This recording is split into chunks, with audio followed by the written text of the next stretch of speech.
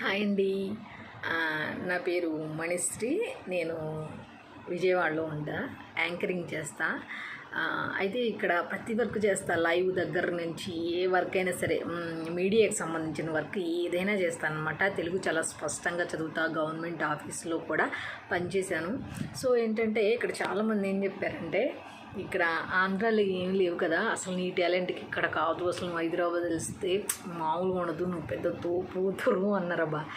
నిజంగానే వీళ్ళందరూ చెప్పినట్టు ఆంధ్రాలో ఏమున్నాయి, ఇంకెన్ని రోజులు చేస్తాం ఆంధ్రాలో అని చెప్పి ఇంట్లో ఎట్లయినా సరే పర్మిషన్ అడిగి బ్రతిమలాడి మొత్తానికి అయితే హైదరాబాద్ అయితే వచ్చా. కాకపోతే ఇక్కడ నిజంగా వాళ్ళు తోపు తురుము అని వాళ్ళు ఎందుకు అన్నారు, నేను ఇక్కడికి ఎందుకు వచ్చానని ఒక్కొక్క ఆఫీస్కి వెళ్ళి ఒక్కొక్క ఇంటర్వ్యూకి అటెండ్ అవుతూ ఉంటే నిజంగా నాకు అనిపించింది, అమ్మో మహానగరంలో జాబ్ చేయటం అంటే మామూలు విషయం కాదు అని. ఒక్కొక్క చోట ఒక్కొక్క ఎక్స్పీరియన్స్. ఒక్కొక్కడికి నా హెయిర్ బాగాలేదంట. హెయిర్ బాగాలేదంటే ఏం చేయాలంటే మిగతా యాంకర్స్ని చూడండి అంటున్నారు. వాళ్ళేంటి జుట్టు అంతా కట్ చేసుకొని కొంచెం స్టైలిష్గా ఉంటారు కదా. అరే యాంకర్ అంటే స్టైల్గా ఉండాలా, జస్ట్ లుకింగ్ ఆన్ స్క్రీన్ బాగుంటే చాలు కదా అని అనుకున్నా నేను విజయవాడలో ఉన్నప్పుడు. అప్పటికి ఏం చేశానంటే, నా హెయిర్ లాంగ్ హెయిర్ నడుము దాకా ఉంటుంది, ఎంతసేపు హెయిర్ అంటున్నారు కదా అని చెప్పి సరే అని చెప్పి మొత్తానికి ఆ లాంగ్ హెయిర్ కాస్త కట్ చేసి ఇదిగోండి ఇక్కడ దాకా కట్ చేసేసాను. దానికి కొంచెం కొంచెం చేసుకుంటే ఇక్కడ దాకా తెచ్చేసా.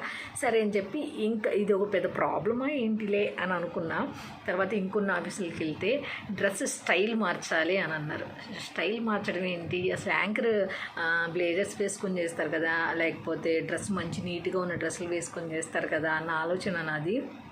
సబ్జెక్ట్ ఉంటే చాలు, ఇంకేం చూస్తారులే అని అనుకున్నా. మిగతా యాంకర్స్ చూడండి ఎలా ఉన్నారు అంటే, మిగతా యాంకర్స్ ఎలా ఉన్నారు అన్నీ ఇప్పుకొని ఉన్నారు, నేను కప్పుకొని ఉన్నా.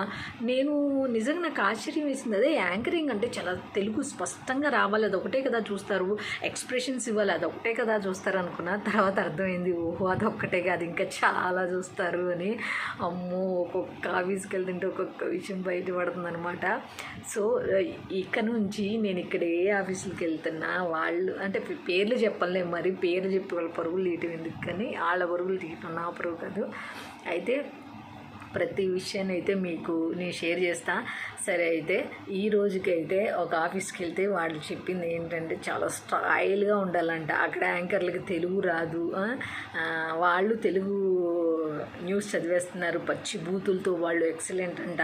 నాకు ప్యాన్లు ఇచ్చారు ఈరోజు, ప్యాన్ల మీద ఎక్కువ కూర్చుంటే కొంచెం సీనియర్స్ ఉంటారు కదా, అమ్మాయి ఆన్ స్క్రీన్ సెట్ అయింది, సూపర్ ఉంది, అమ్మాయి బాగా చదువుతుంది, చాలా బాగా చదువుతుంది అని చెప్పి వాళ్ళైతే సపోర్ట్ చేశారు. మిగతా వాళ్ళు మాత్రం ఇంకా స్టైల్గా ఉండాలి, ఇంకా స్టైల్ అంటున్నారు. ఆ స్టైల్ ఏమిటో నాకు అర్థం కాల. చూద్దాం. ఈరోజైతే ఒక ఆఫీస్కి వెళ్ళొచ్చా, బట్ అక్కడ ఉన్న విధానం అది కొంచెం నాకు నచ్చలా. శాలరీ కూడా సమ్ అమౌంట్ నేను చెప్పాను, మరి వాళ్ళు ఓకే అమ్మా మాట్లాడి రేపు చెప్తామని అన్నారు. సో వాళ్ళు ఏం చెప్తారన్నది రేపు చెప్తా.